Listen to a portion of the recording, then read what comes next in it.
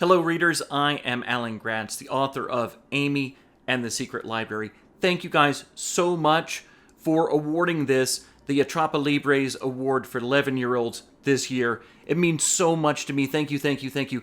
Amy is a book that is near and dear to my heart. I myself have had books challenged and books banned, and I know many people here in the United States who have, and I know this is happening all over the world.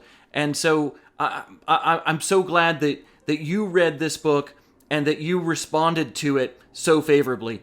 I love that you guys love Amy, and I hope that she and this book inspire you to stand up and speak out for the right to read whenever that is challenged. Because just like in the book, as soon as you ban one book, you can ban every book.